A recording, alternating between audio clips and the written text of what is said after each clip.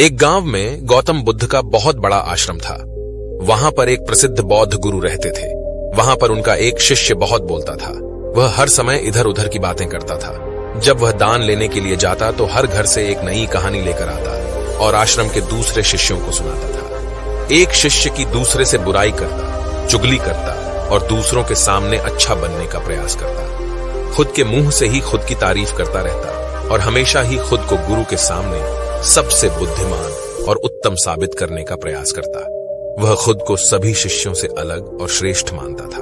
उसका कहना था कि मैं एक अमीर घर का बालक हूं। अगर मैं चाहता तो एक आरामदायक और सुविधाओं से भरा जीवन जी सकता था, लेकिन मैं वह सब छोड़कर यहां आ गया क्योंकि मुझे सत्य की खोज करनी है, खुद को जानना है, जीवन को जानना है। इसीलिए मेरा त्याग तुम सबसे बड़ा है। एक दिन गुरु ने आश्रम के सभी शिष्यों को बुलाकर कहा, आप सभी को अगले 1 महीने के लिए कोई न कोई संकल्प लेना है। इससे आपकी संकल्प शक्ति मजबूत होगी और आप में आत्मशक्ति का संचार होगा। आप सभी अपने सामर्थ्य के अनुसार कोई भी संकल्प ले सकते हैं और यदि 1 महीने से पूर्व आप में से जिस का भी संकल्प टूट जाएगा तो वह अपनी पुरानी दिनचर्या में वापस आ जाएंगे। सभी शिष्यों ने अपनी शक्ति के अनुसार छोटे बड़े संकल्प लिए और गुरु को अपने अपने संकल्प के बारे में बताकर वहां से चले गए। लेकिन वह शिष्य जो खुद को सबसे अलग और बड़ा दिखाना चाहता था, वह सीधे गुरु की कुटिया में पहुंच गया और बोला, मैं कोई छोटा मोटा संकल्प नहीं लेना चाहता, बल्कि खुद की ही जैसे एक बड़ा और महान संकल्प लेना चाहता हूं। कृपया आप ही बताएं क्या संकल्प लेना चाहिए। उसकी यह बात सुनकर गुरु मुस्कुराए और बोले, क्या तुम मेरे द्वारा दिए गए संकल्प को पूरा कर पाओगे? क्या तुम्हारे लिए उसे पूरा करना संभव होगा? शायद नहीं। वह तुम्हारे लिए संभव नहीं है। तुम उसे पूरा नहीं कर पाओगे। इसीलिए तुम खुद ही कोई संकल्प ढूंढो। शिष्य ने कहा, नहीं गुरुदेव, आप जो भी संकल्प मुझे देंगे मैं जरूर उसे पूरा करूंगा।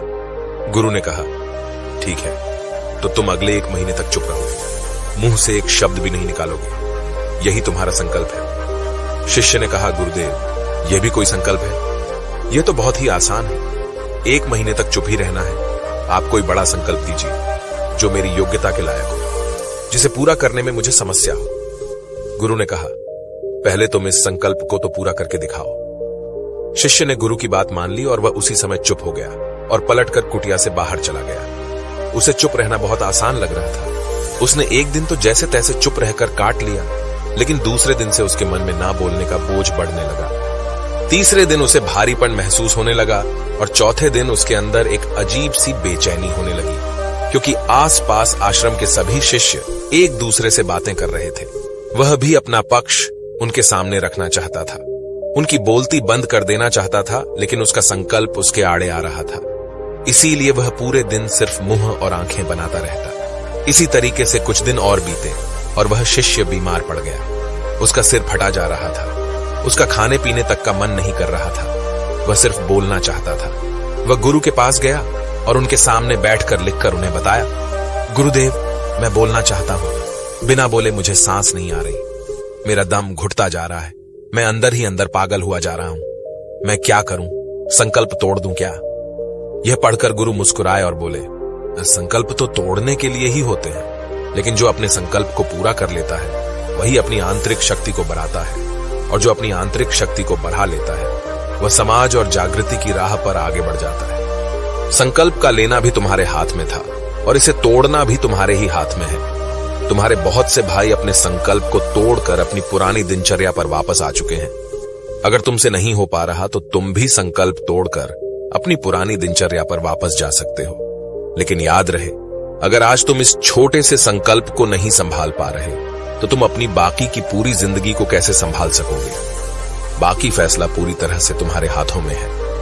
गुरु की यह बात उस शिष्य के दिल में चोट कर गई। वह बिना कुछ बोले वहां से वापस चला गया और खुद को अपनी कुटिया में बंद कर लिया। वह केवल अपने जरूरी कामों के लिए ही कुटिया से बाहर निकलता, बाकी सारे समय कुटिया के अंदर ही बैठा रहता।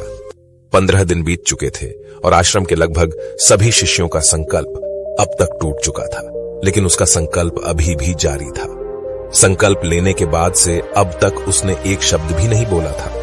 सारा आश्रम हैरान था कि इतना बोलने वाला इंसान चुप कैसे हो गया। 15 दिन बीतने के बाद वह दोबारा अपने गुरु के पास गया और लिखकर बताया है, गुरुदेव, मैं बाहर से तो चुप हूं, लेकिन मेरे भीतर बहुत सी आवाजें हैं, बहुत सी चीख पुकार और शिकायतें हैं। मैं अंदर ही अंदर बात करता रहता हूं। मेरा मन तरह तरह के प्रश्न पूछता रहता है। मैं बाहर से जितना मौन हूं, भीतर से उतने ही शोर शराबे से भरा हुआ हूं। क्या इस तरह से मेरा संकल्प अभी भी जारी है? गुरु ने कहा, हां, तुम्हारा संकल्प अभी भी जारी है, लेकिन जब तक लोगों की यह आवाजें तुम्हारे कानों में पड़ती रहेंगी, तुम्हारा मन बोलता रहेगा, क्योंकि इसे तो आदत है बोलने की। तुम भले ही बाहर से चुप रहो, लेकिन तुम अंदर ही अंदर बोलते रहोगे। तुम्हें इन बातों से, इन आवाजों से दूर जाना पड़ेगा। शिष्य गुरु को प्रणाम कर वहां से चला जाता है और सुबह होते ही अपनी कुटिया छोड़कर जंगल की तरफ चला जाता है। कई दिन बीत जाते हैं, संकल्प का समय भी पूरा हो जाता है,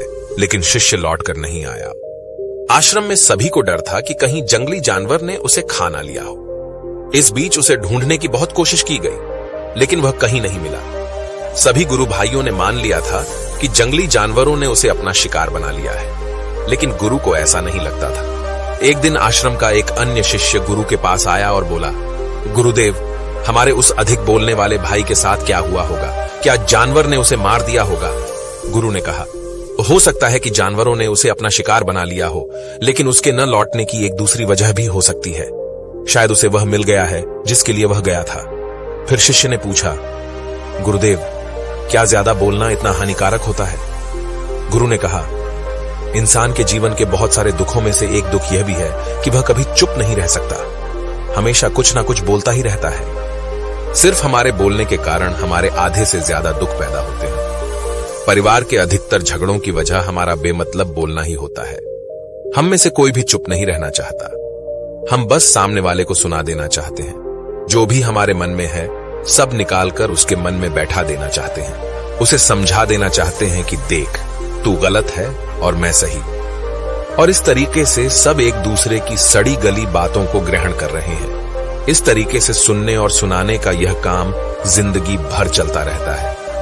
लेकिन इस नासमझी में हम अपना समय, अपना जीवन, अपनी समझ और सबसे महत्वपूर्ण व कीमती पल जो जिए जा सकते हैं, जिनको अनुभव किया जा सकता है, जिनमें आनंद को प्राप्त किया जा सकता है, यह सब खो देते हैं। लेकिन इसके बदले हमें मिलता क्या है? कुछ नहीं, सब व्यर्थ और बर्बाद हो जाता है। इस पागलपन में हमने क्या खो दिया, इसका एहसास केवल कुछ ही लोगों को हो पाता है। बाकी लोग जैसे उन्हें अपने आने का पता नहीं, वैसे ही उन्हें अपने जाने का भी पता नहीं चल पाता। शिष्य ने कहा, तो फिर इसका समाधान क्या है? गुरु ने कहा, पूरी जागरूकता के साथ अपने विचारों को देखना यही एकमात्र तरीका है। सारी मानसिक समस्याओं का वर्तमान में रहकर चिंतन करना, पूरी जागरूकता के साथ अपना काम करना जिंदगी में चमत्कारिक बदलाव ला देता है। उसके बाद वह शिष्य गुरु से अपने प्रश्नों का उत्तर पाकर उनको प्रणाम करके वहां से चला गया। उस शिष्य को आश्रम छोड़कर गए हुए 3 महीने का समय बीत चुका था, लेकिन उसकी कोई खबर न थी। अब तक तो सभी गुरु भाइयों ने भी उसके वापस लौटने की उम्मीद छोड़ दी थी, लेकिन एक दिन वह आश्रम लौट आता है। उसे देखकर सभी के आश्चर्य और खुशी का ठिकाना न रहा। लेकिन अब वह नहीं था जो यहां से गया था, वह कुछ और ही बनकर वापस आया था। उसके अंदर एक गजब का बदलाव महसूस किया जा सकता था। उसके चेहरे पर एक गजब का ठहराव और आंखों में बनी शांति थी। आश्रम में आते ही सभी गुरु भाइयों ने उसे चारों तरफ से घेर लिया और बातें करने लग गए। वह भी अपने गुरु भाइयों से बातें करने लगा। उससे बात करने वाले सभी ने यह अनुभव किया कि अब वह पहले जैसा उतावला और बातूनी नहीं रह गया था। उसके मुंह से एक एक शब्द बहुत ही सुलझे हुए और मधुरता के साथ निकल रहे थे। थोड़ी देर तक गुरु भाइयों से बात करने के बाद वह सीधा गुरु की तरफ चला गया। उसने गुरु के चरण छुए और कहा, गुरुदेव, क्या मैं अब भी मौन हूं? क्या अब भी मेरा संकल्प जारी है? गुरु ने कुछ देर तक शिष्य की आंखों में बड़े ध्यान से देखा और कहा, हां, तुम अब भी मौन हो। तुम्हारे मुंह से एक भी शब्द निकल नहीं रहा और तुम्हारा संकल्प अभी भी जारी है। शिष्य ने कहा, गुरुदेव, जब मैं आश्रम से गया तो मैं मुंह से तो चुप था, लेकिन मेरे अंदर बहुत सी आवाजें थीं।